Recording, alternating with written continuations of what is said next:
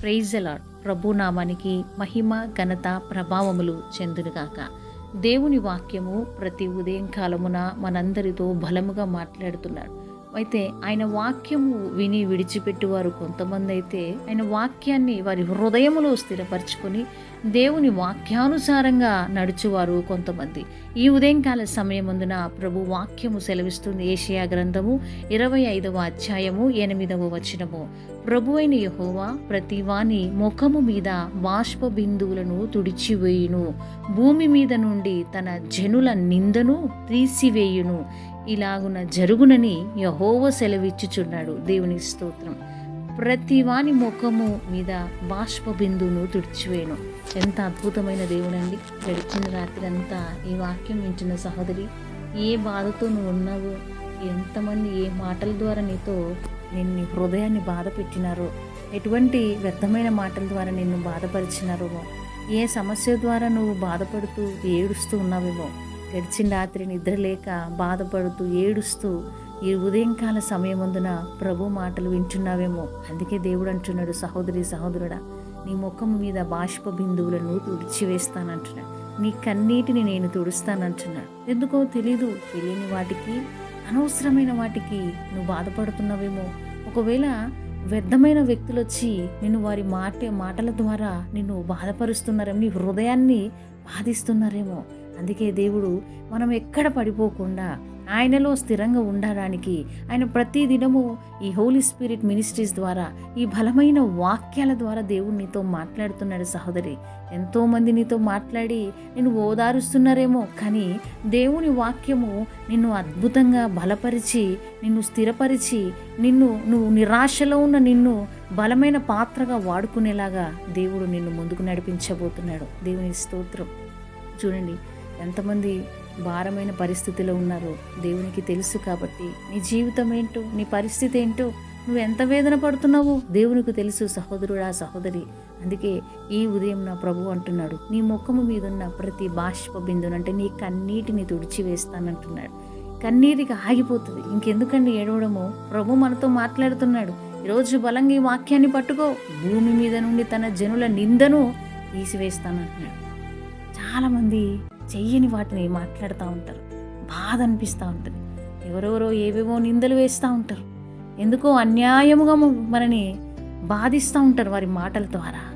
ఏమవుతుందో తెలియదు, కానీ తెలియని వాటికి, చేయని తప్పులకి నిందించబడతాం. వారి మాటలు మన హృదయాన్ని గుచ్చివేస్తూ ఉంటాయి.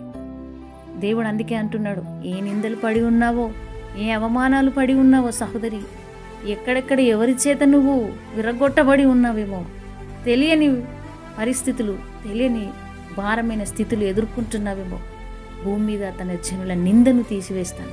ఈరోజు నీ మీద చేయని తప్పుకు పడిన నిందలు, వ్యర్థముగా పడిన నిందలన్నిటినీ ప్రభు తీసివేస్తానంటున్నాడు. పూర్తిగా వాటిని బంధించి వేస్తానంటున్నాడు దేవుడు.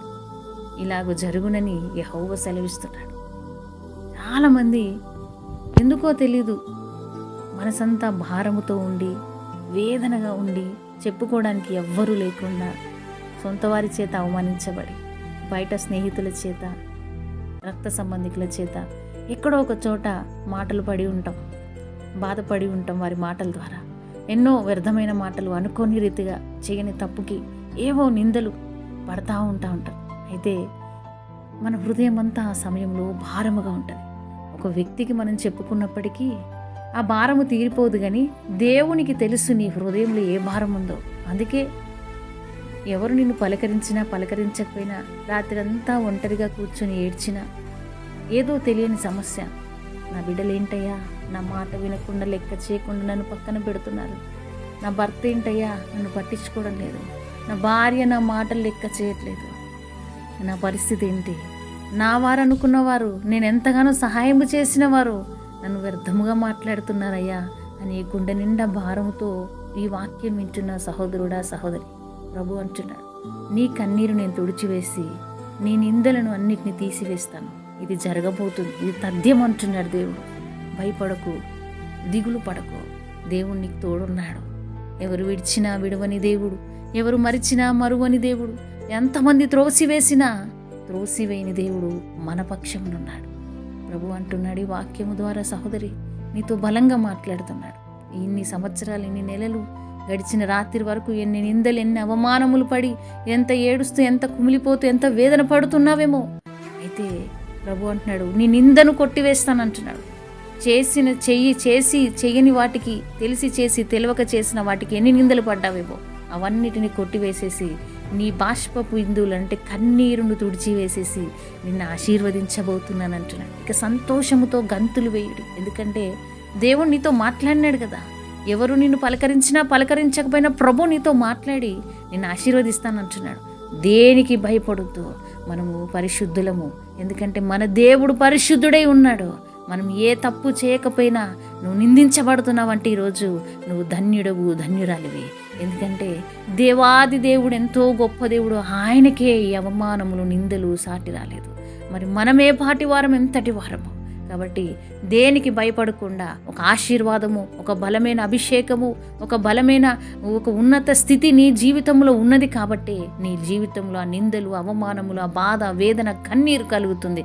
కాబట్టి ఈరోజు దేవుని సన్నిధిలో కన్నీరు కార్చి ఉన్న నిన్ను ప్రభు అంటున్నాడు, నీ ముఖము మీద బాష్ప బిందులను తుడిచివేసి నీ మీద వ్యర్థముగా పడిన నిందలు, అవమానములన్నిటిని కొట్టివేస్తాను, ఈ విధంగా జరిగించి నిన్ను ఆశీర్వదిస్తాను అని ప్రభు అంటున్నాడు. అటువంటి ఆశీర్వాదం ప్రభు మనందరి మీద కుమ్మరించునుగాక. ఆమె తండ్రి, నీకు స్తోత్రం చెల్లిస్తున్నాం. ఎంతమంది బిడ్డలు ఈ వాక్యం వింటున్నారో వారందరినీ దీవించు.